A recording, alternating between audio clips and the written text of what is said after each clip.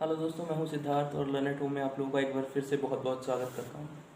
आज हम बात करेंगे इलेक्ट्रॉनिक ग्रेड सिलिकॉन बनाने की।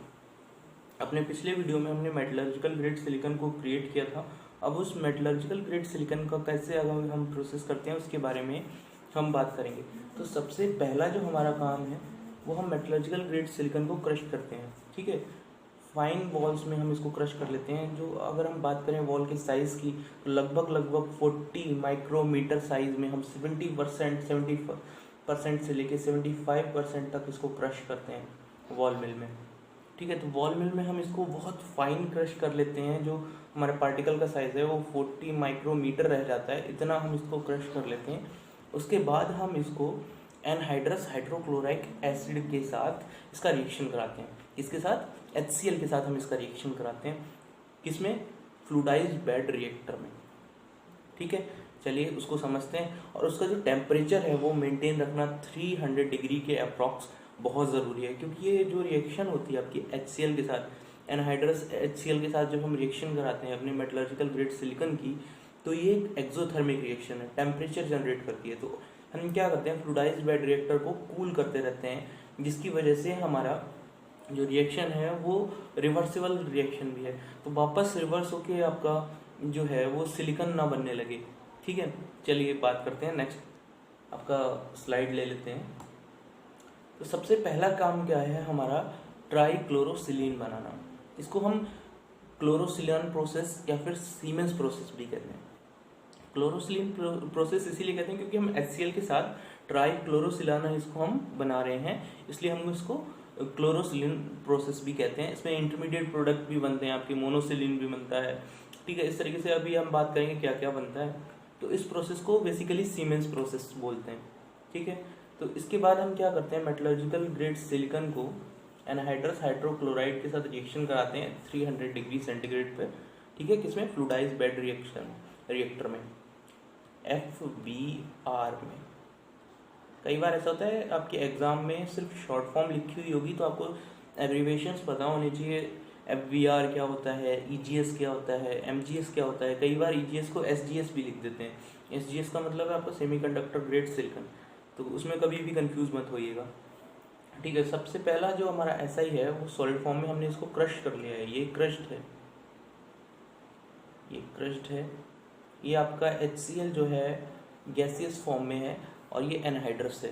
ठीक है, अब 300 डिग्री सेंटीग्रेड पे हम इसकी रिएक्शन कराते हैं तो बनता है आपका SiHCl3, इसका वेपर। ठीक है, और एक सेकेंडरी कंपाउंड जो हमारा बनता है वो है H2 गैस। ठीक है, तो हमारा जो क्या बन गया, ट्राईक्लोरोसिलीन बन गया और दूसरा हाइड्रोजन गैस बन गया। चलिए एक बार हम देख लेते हैं फ्लूइडाइज्ड बेड रिएक्टर होता कैसा है आखिर। चलिए देखिए, यहाँ से हम क्या कर रहे हैं, इंसर्ट कर रहे हैं एनहाइड्रस हाइड्रोक्लोराइड एसिड को।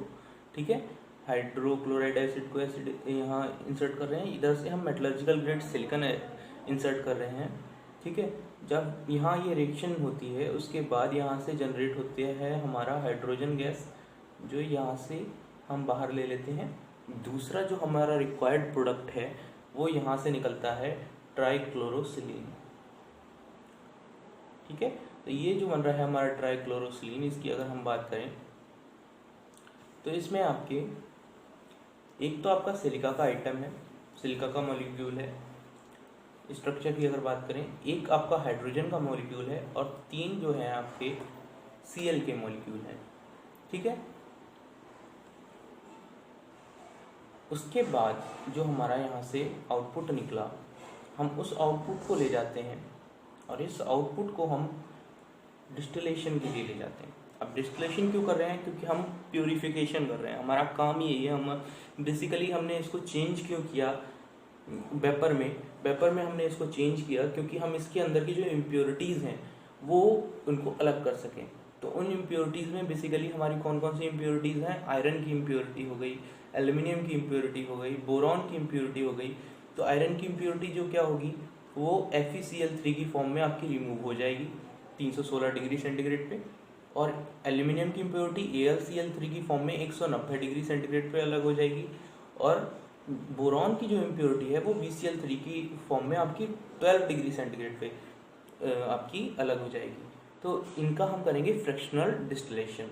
ठीक है, फ्रैक्शनल डिस्टिलेशन के लिए आपके डिस्टिलेशन टॉवर्स दे रखे हैं, आप यहाँ से इंसर्ट कराएंगे वेपर को, फिर अलग अलग टेम्परेचर पे आपकी जो इम्प्योरिटीज़ हैं वो अलग अलग हो जाएंगी, और यहाँ से आपको प्योर SiHCl3 आउटपुट में मिलेगा, SiHCl3, और ये प्योर होगा। इसके अंदर ना एल्यूमिनियम की इम्प्योरिटी होगी, ना आपकी आयरन की इम्प्योरिटी होगी, ना बोरॉन की इम्प्योरिटी होगी, तो कोई सी भी इम्प्योरिटी इसके अंदर नहीं होगी। तो ये तीनों इम्प्योरिटी यहाँ से इजीली हम रिमूव कर सकते हैं। उसके बाद हम जब फ्रैक्शनल डिस्टिलेशन कर लेते हैं, फ्रैक्शनल डिस्टिलेशन के बाद जो हमारा वेपर है, उस वेपर को हम हाइड्रोजन के साथ मिक्स करते हैं। SiHCl3 को हम डाइल्यूट करते हैं प्योर हाइड्रोजन के साथ। ठीक है, इसका आउटपुट जो हमारा निकलेगा उसको हम हाइड्रोजन के साथ डाइल्यूट करते हैं, एक डाइल्यूटर, इसके अंदर हम हाइड्रोजन गैस इंसर्ट कर रहे हैं, SiHCl3 इंसर्ट कर रहे हैं, और उसको फिर हम इंसर्ट करते हैं अपने एक रिएक्टर में, जिस प्रोसेस के लिए हम इसको बोलते हैं केमिकल वेपर डिपोजिशन। ठीक है, तो इसमें क्या होता है, आपकी दो सिलिकॉन की इलेक्ट्रोड्स होती हैं, वो सिलिकॉन इलेक्ट्रोड पे आपका डिपोजिशन स्टार्ट हो जाता है। तो जो आपका डिपोजिशन रिएक्टर है उसमें पहले से आपकी इलेक्ट्रोड्स दो लगी रहती हैं। ठीक है, ये दो इलेक्ट्रोड्स जो आप देख रहे हैं बहुत पतली पतली इलेक्ट्रोड होती हैं आपकी सिलिकॉन की। तो ये सिलिकॉन इलेक्ट्रोड पे जब आप डाइल्यूटेड आपका जो वेपर है किसका, SiHCl3 का, वो आप इंसर्ट करना शुरू करते हैं, तो वो धीरे धीरे धीरे धीरे इन इलेक्ट्रोड्स पे डिपॉजिट होना स्टार्ट हो जाता है।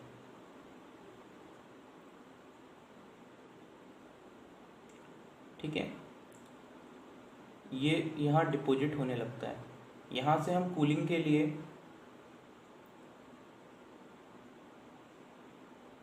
वाटर इंसर्ट करते हैं रिएक्टर की कूलिंग के लिए, और यहाँ से वाटर का आउटलेट होता रहता है।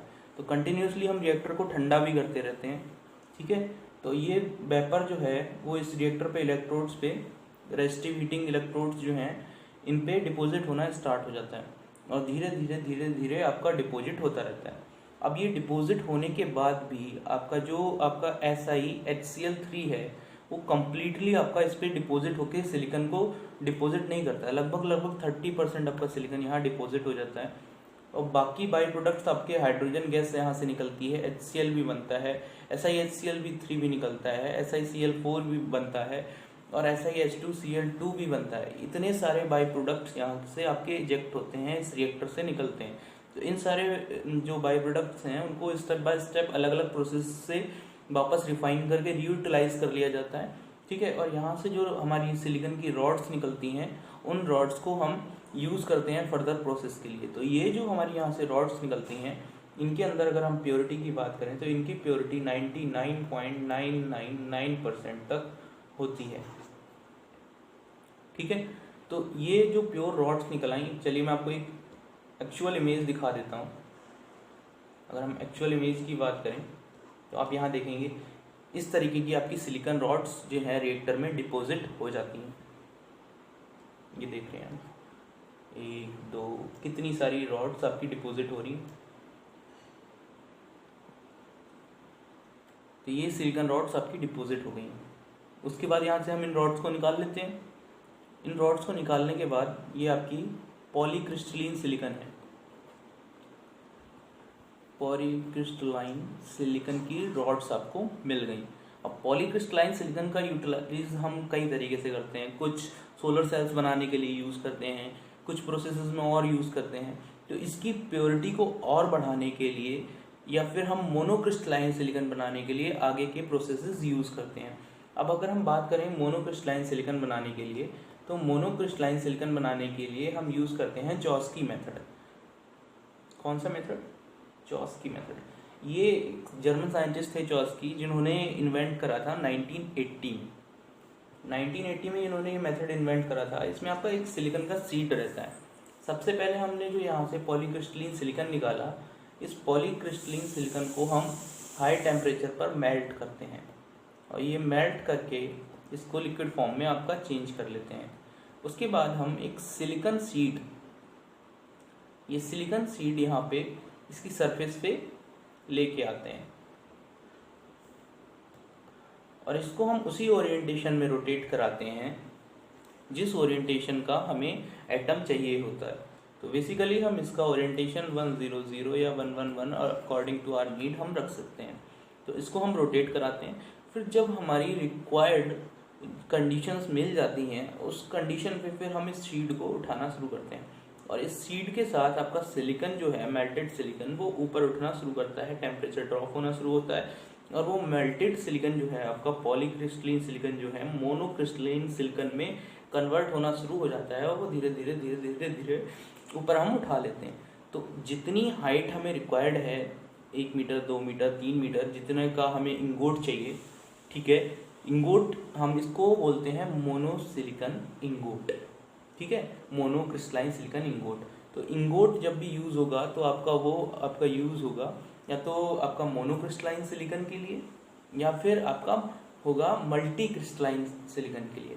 कई बार हम मल्टी क्रिस्टलाइन सिलिकॉन भी यूज़ करते हैं। उसमें सिलिकॉन के डिफरेंट क्रिस्टल को, मतलब बहुत सारे क्रिस्टल्स को इकट्ठा करके हम उनको मेल्ट कर लेते हैं और उससे एक इंगोट बनाते हैं, उसको मल्टी क्रिस्टलाइन इंगोट बोलते हैं, ठीक है।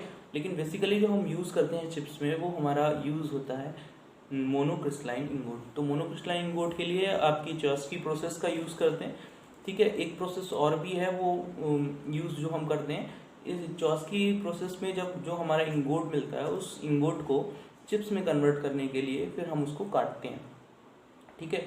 उसको हम वायर्स की मदद से क्रॉप करते हैं, जिसमें लॉसेस भी होते हैं। जो हमारा सिलिकॉन है वो लॉसेस भी होते हैं उस कटने की वजह से।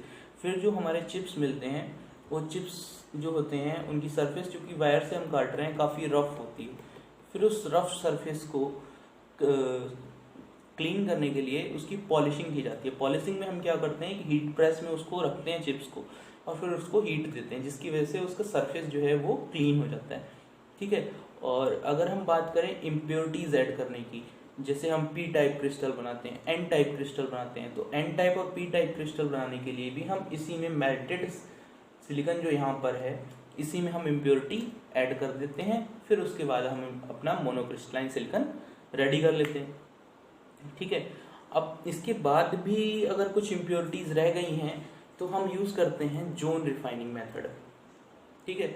जोन रिफाइनिंग मेथड हम तब यूज़ करते हैं जब हमें बिल्कुल ही प्योर सिलिकॉन बनाना होता है। तो जोन रिफाइनिंग मेथड जो है हमारा कई मेटल्स के लिए यूज़ होता है, सिलिकॉन के लिए, जर्मेनियम के लिए, ठीक है। तो उसके बारे में हम डिफरेंट वीडियो में बात करेंगे। आज की वीडियो में बस इतना ही। चलिए मिलते हैं अगले वीडियो में। Thank you so much.